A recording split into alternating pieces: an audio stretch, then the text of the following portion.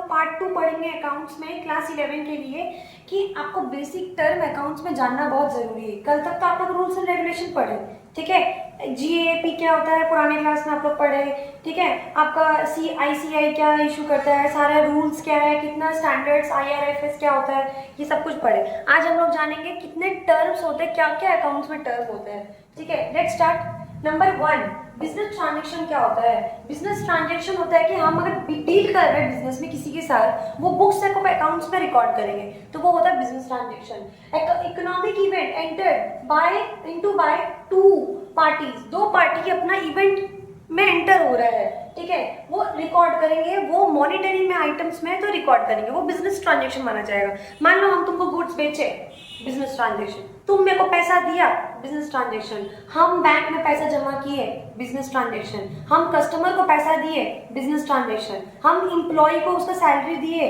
Business transaction. समझ में आया।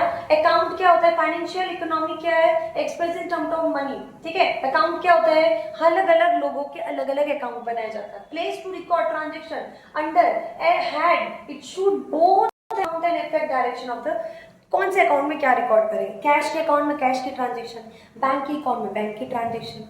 समझ में आया। गुड्स के अकाउंट में गुड्स की ट्रांजेक्शन, ये सारी ट्रांजेक्शन को रिकॉर्ड करते हैं, उसको बोलते हैं अकाउंट, ठीक है। कैपिटल क्या होता है, अब मैं ओनर हूँ, द कॉमर्स क्लास की ओनर हूँ, अब मैं पैसा को जमा कर रही हूँ, मैं बिजनेस को दे रही हूँ, ले भाई प्रॉफिट कमा के दे मेरे को, तो इसको बोलते हैं कैपिटल। समझ में आया। बिजनेस के नजर से सोचो, कंपनी की नजर से सोचो, ये कैपिटल होगा, ठीक है। Amount invested in an enterprise by owners can be money or money worth. जब हम अमाउंट इन्वेस्ट कर रहे हैं बिजनेस में, मनी या मनी से रिलेटेड, वो सब चीज कैपिटल माना जाएगा। Note, business and businessman are separate, आपको बताया अभी। देखो हम कितने काम की चीज है। बिजनेस और बिजनेस एंटरप्राइज दोनों अलग अलग माना जा रहा है, ठीक है। बिजनेस ओनर बिजनेस को दे रहा है पैसा, कैपिटल। ड्रॉइंग्स क्या, अब हम दुबई घूमने जाना है, लंदन घूमने जाना है, इधर जाना है उधर जाना है, एलआईसी पे करना है, पैसा निकाले बिजनेस से। अब कल तक ये तो ले भाई तू रख बिजनेस में, रख पैसा, कमा कमा के दे, मेरे को जरूरत पड़ गया, दे दो मेरे को पैसा। ड्रॉइंग्स, अमाउंट विथड्रॉन और taken by owner for personal use, business से जब हम पैसा निकाल लेते हैं, ड्रॉइंग्स। समझ में आया। ये कैपिटल से कम हो जाता है, ठीक है। लाइबिलिटी क्या है, बिजनेस को जो पे करनी है वो लाइबिलिटी है, ठीक है। बिजनेस को जो मिलेगा वो एसेट है, ऐसे समझो। तो liability, amount payable by business obligation to pay in future. Liability towards owner, owner के लिए इंटरनल लाइबिलिटी है। लाइबिलिटी टुवर्ड्स आउटसाइडर, तो एक्सटर्नल लाइबिलिटी, हम तो अपने लोग हैं, हम पैसा दिए, इंटरनल लाइबिलिटी। कोई आउटसाइड बैंक पैसा दिया है, लोन लिया है बिजनेस, तो वो एक्सटर्नल लाइबिलिटी हुआ, ठीक है।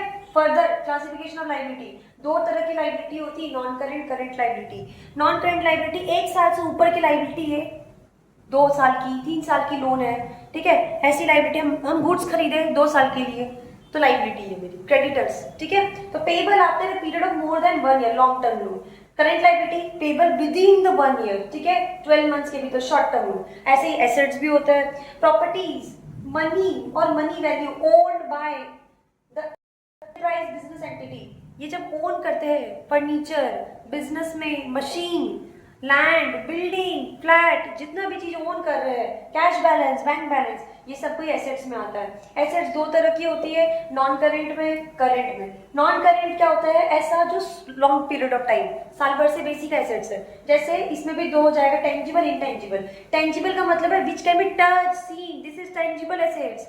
दिस इज टेंजिबल, ये इंटेंजिबल एसेट है, एसी टेंजिबल एसेट है।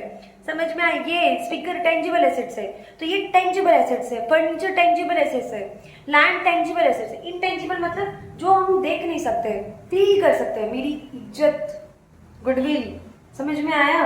मेरा software intangible, trademark intangible, license intangible, patent intangible, copyright intangible, ये सब कुछ इंटेंजिबल है, ठीक है, हम फील कर सकते हैं। करंट एसेट्स मतलब क्या, जो 1 साल के भीतर का, शॉर्ट पीरियड ऑफ टाइम के लिए, ठीक है, मतलब 1 साल के भीतर का है। जैसे डेटर्स, अभी माल खरीदे हम, या मेरे से कोई माल खरीदा, मेरे को 2 दिन में पैसा दे दे, डेटर्स। समझ में आया। Held by entity with the purpose of converting them into cash, short period of time. अब आता है कुछ special fictitious assets. Fictitious asset मतलब हो भी सकता है, नहीं भी हो सकता है, चांसेस है, जो भी है। अब आओ, basically losses not return of in the year, ऐसा लॉस जो रिटर्न ऑफ नहीं कर सके हम, they incurred but in more than one accounting year. They are basically the losses not written off in the year. ऐसा loss जो एक साल के भीतर उसको नहीं खत्म कर सकते हैं। मान लो कि हम एडवर्टाइजमेंट कर रहे हैं 2 करोड़ का, मेरा तो प्रॉफिट ही नहीं है 2 करोड़ का, हम कैसे उसको दिखा देंगे? तो ये कुछ कुछ सालों में इसको डिवाइड करते हैं, हर एक साल में इसको डिवाइड करते हैं, 6 महीना में इसको डिवाइड करते हैं, ठीक है। तो तोड़ तोड़ के इसको दिखाएंगे। ऑब्वियस सा बात है ना, आपको ये चीज समझ के चलना चाहिए कि अगर आपका एक्सपेंस बहुत बड़ा है लेकिन लाइफ टाइम वो एक्सपेंस रहेगा, तो आपको कुछ कुछ साल में इसको तोड़ तोड़ के दिखाना चाहिए, ठीक है। ऑपरेटिंग साइकिल का मतलब जिस साइकिल में आप काम कर रहे हो, ठीक है। मेरा काम जिस साइकिल तक चलेगा, ये 12 में भी आप लोग पढ़ोगे, बुक नंबर 3 में आपका आएगा। ऑपरेटिंग साइकिल का मतलब होता है जिस साल तक आपका बिजनेस चलेगा, मतलब मैं एक चेन होना चाहिए। मैं पूंजी लगाई 2 लाख रुपया, उसे माल खरीदी, माल बेच दी, और माल बेच के मेरे को डेटर मेरा पैसा दे दिया, ये 6 महीना में हुआ, तो मेरी ऑपरेटिंग साइकिल 6 महीना की है। मतलब एक राउंड हो गया मेरा पैसा का, मेरा पैसा एक राउंड करके वापस आ गया, ऑपरेटिंग साइकिल। रिसीट्स क्या होता है? रिसीव और रिसीवेबल को बोलते हैं रिसीट, समझ में आया? रिसीव्ड, रिवेन्यू रिसीप्ट क्या होता है? Due to normal course, business में जो रिवेन्यू मिल रहा है मेरे को, बिजनेस में जो भी गुड्स बेच रहे हैं, रिवेन्यू आ रहा है, उससे रिलेटेड जो भी वो रिसीप्ट है। अब कैपिटल रिसीप्ट, मशीन खरीदे, मशीन बेचे, तो मशीन तो मेरी बिजनेस नहीं है, मेरा बिजनेस का डेली का काम नहीं है। मशीन स्क्रैप हो रहा था, बेच दिए, तो वो भी तो एक तरह का रिसीट है ना, बट वो कैपिटल नेचर की रिसीट है, समझ में? तो 2 नेचर होता है रिसीट का, रिवेन्यू रिसीट, कैपिटल रिसीट। जब चीज मेरा बिजनेस में गुड्स से रिलेटेड है, माल खरीदने, माल बेचने से रिलेटेड जो भी रिसीट है, वो रिवेन्यू रिसीट है। Other than all revenue, they all are capital, समझ में आया? नेक्स्ट आता है एक्सपेंडिचर। एक्सपेंडिचर होती है capital expenditure, revenue expenditure, deferred expenditure, मतलब जो हम एक्सपेंस कर रहे हैं बिजनेस में, समझ में आया? कैपिटल एक्सपेंडिचर का मतलब क्या होता है? कैपिटल एक्सपेंडिचर वो है जो हम कैपिटल एसेट्स के लिए खर्च करें। जैसे टीवी लगाए, टीवी लगाने में हम कुली को चार्जेस दिए, इंस्टॉलेशन चार्जेस दिए, कैपिटल एक्सपेंसेस, ठीक है। रिवेन्यू एक्सपेंसेस, मेरा गुड्स आया, गुड्स बेचे, कुली को दिए, समझ में आ गया? रिवेन्यू उससे अर्निंग होगा ना मेरे को, रिवेन्यू। डेफर्ड मतलब रुक रुक के, डिफर कर करके 10 साल में उसको तोड़ेंगे हम एक्सपेंस को, ठीक है। एक्सपेंस क्या होता है? Cost incurred in generating revenue, revenue generate करने के लिए जो हम खर्चा इनकर किए, जैसे सैलरी, वेजेस, डेप्रिसिएशन, सीओजी का मतलब कॉस्ट ऑफ गुड्स सोल्ड, माल बेचने के लिए जो खर्च लगा, ठीक है। स्पेशल एक्सपेंसेस क्या होता है? प्रीपेड एक्सपेंस, आउटस्टैंडिंग एक्सपेंस, ये भी समझ के चलो। पहले कोई चीज का एक्सपेंस हम आगे ही दे दिए एडवांस में, प्रीपे, जैसे आप मोबाइल का चार्ज पहले पे करते हो फिर यूज करते हो, प्रीपेड। आउटस्टैंडिंग मतलब देखो वर्ड पे ध्यान, आउटस्टैंडिंग, आउटस्टैंडिंग का मतलब क्या होता है कि हमको दूर कर दिया गया है, मतलब अभी हम लेट आ गए, हम पे किए ही नहीं, भूल गए, लेट से पे कर रहे हैं, ड्यू डेट के बाद पे कर रहे हैं, आउटस्टैंडिंग। तो paid in advance, awkward but not yet paid, मेरा देने का टाइम आ गया, मैं पे नहीं की हूँ। प्रॉफिट क्या होता है? Income earn by business from its operating. Profit क्या होता है? हम बिजनेस से कुछ कमाए, जैसे 2 तरह का होता है, ग्रॉस प्रॉफिट, नेट प्रॉफिट। जब हम मोटा मोटा जो प्रॉफिट होता है, ग्रॉस प्रॉफिट, सब खर्चा माइनस कर देंगे तो नेट प्रॉफिट, रिफाइंड है। ग्रॉस प्रॉफिट क्या होता है? Sales minus direct cost. Net profit क्या होता है? ग्रॉस प्रॉफिट में से बाकी सारे एक्सपेंस को माइनस कर दो, ठीक है। Gain, profit from non operating activities, sale of machinery, ये सब को गेन बोलते हैं, ठीक है। गेन और प्रॉफिट में थोड़ा सा डिफरेंस आता है, ठीक है। Goods, physical items of trade that are purchase for the purpose of selling, trade करने के लिए जो फिजिकल आइटम है वो परचेज कर रहे हैं हम सेलिंग करने के लिए, वो गुड्स है, ठीक है। हम ट्रेड उसी से करेंगे ना, बिजनेस खरीदा बिक्री करेंगे। आओ स्टॉक और इन्वेंट्री, अनसोल्ड गुड, वो स्टॉक्स है, माल खरीदे अभी तक बिका नहीं, मेरे गोडाउन में रखा हुआ है, स्टॉक है, ठीक है। इन्वेंट्री है, अनसोल्ड, अभी पड़ा हुआ मेरे गोडाउन में। अब इसका भी ओपनिंग और क्लोजिंग स्टॉक होता है। ओपनिंग स्टॉक मतलब आज हम बिजनेस सुबह सुबह दुकान खोले, मेरे गोडाउन में 10 पैकेट कुरकुरे रखा हुआ है, हम कुरकुरे का काम करते हैं, ठीक है। अब आज रात को गिरा है, बिजनेस बंद किए, क्लोज ऑफ किए, तो अब देख रहे हैं क्लोजिंग स्टॉक है 10, मेरा बिका ही नहीं सुबह से, तो यही है क्लोजिंग, यही है ओपनिंग। फिर कल सुबह जब बिजनेस उठाए, खोले, कल 10 पैकेट कुरकुरे था, समझ में आ गया? आओ ट्रेड रिसीवेबल क्या होता है? किसी को अगर हम उधारी में माल बेचे, trade receivable. Amount receivable for sale of goods and services. Debtors, person to whom goods had been sold on credit, जिस पर्सन को उधारी में माल बेचे है वो है डेटर, ठीक है। करंट एसेट्स की तरह काम लेंगे, जैसे बिल्स रिसीवेबल। अब ये चीज गुड डेट्स भी होता है, बैड डेट्स भी होता है। गुड डेट्स का मतलब होता है कि अच्छा डेटर्स है, मेरे को पैसा दे देगा।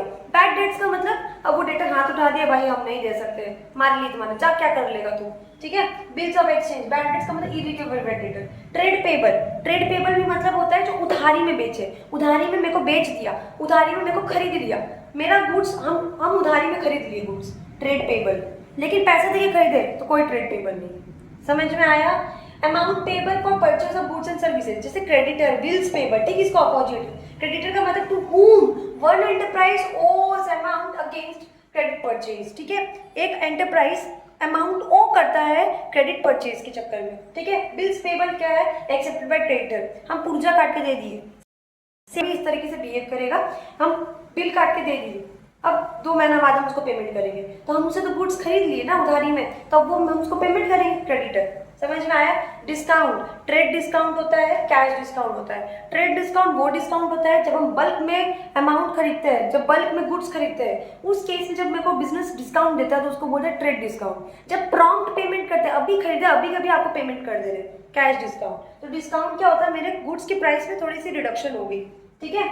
अब आते हैं नेक्स्ट, डेप्रिसिएशन। डेप्रिसिएशन क्या है कि फिक्स एसेट को जब हम डे टू डे कम कर रहे हैं, जितना यूज कर रहे हैं हम बिजनेस को, बिजनेस में जितना एसेट्स यूज कर रहे हैं वो हर दिन उसका वैल्यू तो कम हो रहा है, घसाई हो रहा है वैल्यू में, उसको यूज कर रहे हैं हम। तो डेप्रिसिएशन का मतलब the fall in the value of assets because the usages or with time or accident. Accounts क्या होता है, अकाउंट टी शेप में बनाया जाता है, लेजर, ठीक है। ध्यान रखना इस चीज का, ये बहुत इंपॉर्टेंट चीज है तुम लोग के लिए। देखो अकाउंट्स हम ऐसे बनाते हैं टी फॉर्म में, इधर लिखते डेबिट, इधर लिखते क्रेडिट, 2 कॉलमनार होता है, इधर अमाउंट होता है, इधर अमाउंट होता है, यहाँ पर तुम्हारा होता है डेट, यहाँ पर तुम्हारा होता है डेट, यहाँ पर होता है पर्टिकुलर, यहाँ पर भी पर्टिकुलर। देखो ये जो चीज हम लिखा है वो सेम यहाँ पर, डेबिट क्रेडिट, हेड में ऊपर क्या चीज की अकाउंट है, कैश की अकाउंट है, बैंक की अकाउंट है, कैपिटल की अकाउंट है, ड्रॉइंग्स की अकाउंट है, ठीक है। Date particular amount, date particular amount, यहाँ पर एक एलएफ का भी होगा कॉलम, ये चीज समझ करना, ये थोड़ा प्रिंटिंग मिस्टेक हो गया। यहाँ पर डेट पर्टिकुलर एलएफ अमाउंट है ना, यहाँ पर भी डेट पर्टिकुलर एलएफ अमाउंट होता है, ठीक है। ऐसे हमारे डेबिट साइड और क्रेडिट साइड ये होता है तुम लोग का। समझ में आया। यही है पूरे अकाउंट्स का बेसिक। ये 2 क्लास, एक क्लास मैंने पहले अपलोड कर दिया है, ये 2 क्लास अगर आप कर लोगे तो आपको अकाउंट्स का बेसिक नॉलेज आ जाएगा। अब आप journal entry, accounting equation start करने के लिए आप रेडी हो, ठीक है। तो ऑल द बेस्ट, अच्छा से पढ़ाई करो और मेरे चैनल को सब्सक्राइब करो, फॉलो करो, शेयर करो और अपने फ्रेंड्स के साथ जरूर करो, क्योंकि वो लोग को भी बहुत ज़रूरत है। आई नो तुम लोग को कॉन्सेप्ट का प्रॉब्लम आता है, इसी वजह से बहुत जन की रिक्वेस्ट थी कि मैम आप थोड़ा अकाउंट्स का क्लासेस थोड़ा सा ब्रॉड वे में करा दो, तो मैं 1 शॉट आपको 13-14 मिनट में आपको पूरा आराम से करवा दी हूँ क्लास। तो ऑल द बेस्ट, फॉलो करो मेरे चैनल को, लाइक करो जल्दी से।